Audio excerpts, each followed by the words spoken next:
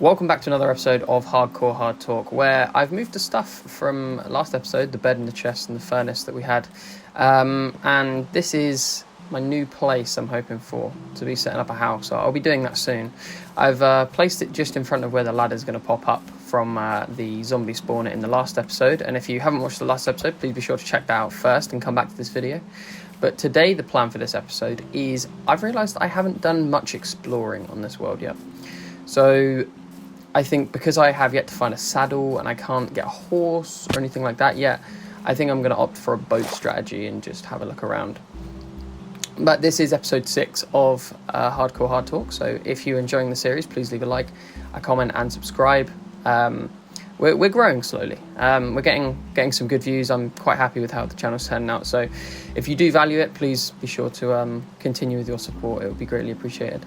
And yeah, I don't really know what to expect, what I'm hoping for. I'm hoping maybe to find a village today.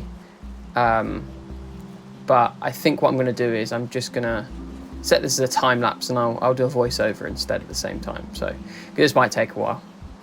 Something that people fail to recognise about insecurity is it isn't always dependent on other people's views or societal perspectives, but actually comes down to how the person feels about this thing. For example, I was dating this girl at one point for a very short period of time, and at the time, this was when I was about 17. I was 6 foot tall and weighed 53 kilograms. I was an especially skinny teenager, and I always felt uncomfortable about my weight and always had body dysmorphia and always felt that I was skinny. You could always see my ribs and all of these things. But when I started dating this girl, she was nowhere near a fat girl, but she was definitely larger than an average person. And there was times where she'd ask me to pull up my t-shirt just so that she could see my stomach, and she would go, "Oh wow, I love your body, like it's just, I wish I was this skinny," and stuff like this. And it really does show how people's insecurity does change, and it changes between people is what I mean to say, in the fact that I was someone who didn't feel comfortable in my body because of how I looked, and she was someone who didn't feel comfortable in her body because of how she looked. But we were completely for different reasons, in the fact that she was wishing to be more like mine and I was wishing to be closer to hers. And it's something that I've applied a lot to later life. I'm now 24, so I say later life like it's like I'm really mature, but I've definitely grown a lot in the last couple of years to realise that it doesn't matter how much you tell somebody or how much someone tells you that they like the thing. If you do not feel comfortable with that thing, it does not matter. It matters about your own acceptance and how you feel towards it. It's, for example, when there would always be that girl in school. Back when I was 15, there was an extremely attractive girl who would always have self-doubt. She would always feel like her image isn't good enough and that she didn't feel like she was an attractive person.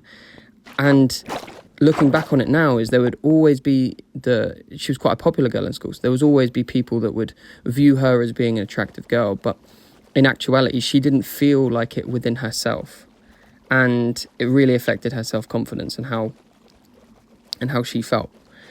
And it's situations like these which is difficult to understand from another person's perspective. If I link it back to the previous point with the girl that I was seeing, is that she must not understand my insecurity of me being the build and how skinny I was and how I did not feel comfortable with it.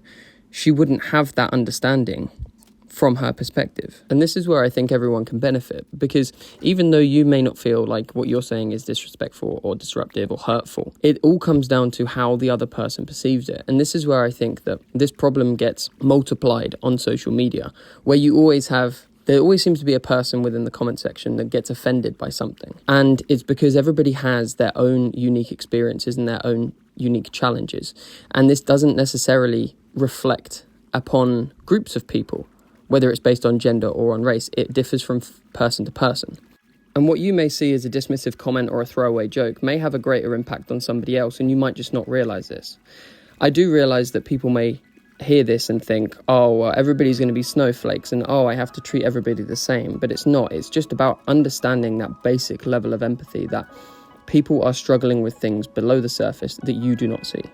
And I assume that people on this video that are watching this far completely understand what I'm saying, because everybody has their own insecurities and everybody has these little things about themselves that they don't like, which might not even be visible to everybody else, but it matters so much to them.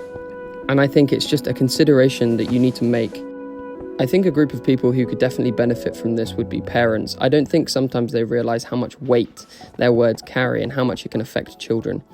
And I see this a lot speaking to my parents and people that I've met throughout life, is that a lot of where their general insecurity comes from is from their parents or the words in which their parents speak to them.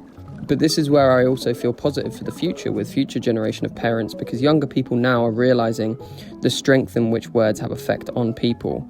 And they realise that the language in which was used and what was accepted back in older days is now no longer acceptable. On a very visceral level, if you think about between genders and between races. However, also just interpersonally, on a very person-to-person basis, things that you should and shouldn't say to people, especially with the awareness of mental health conditions, that this should be the best generation for understanding and being able to empathise with their children. I feel like I got a little bit off topic there at the end, but it's definitely something I feel strongly about. So I hope that you like this different style, doing a voiceover, and it allows me to concentrate a bit more. But I'm not looking to do this every single episode, because I feel that I like having the raw edge of talking over the gameplay and it being more genuine feeling. But yeah, we definitely made some nice progress today, going through the buried treasures and getting some iron and diamonds, and also getting this hay bales as well. Hay bales are very good because you can turn them into bread, so I always like doing that. Also, I was thinking whether I should move the base to the village, so let me know if I should do that in the comments. I think it might make it easier for travelling, but yeah, I think we're going to use these diamonds and make a pickaxe, and then hopefully head into the nether for next episode, so we'll have a look there. But yeah, this village is really nice. It's nice and close, so travelling back and travelling to and from it where the current base is definitely helpful.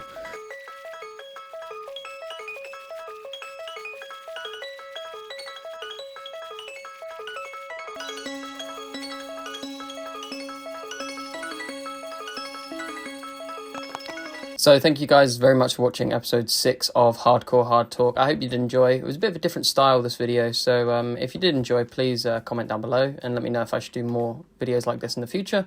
And yeah, thank you again for watching. Please like, subscribe, and all the best. See you in the next video.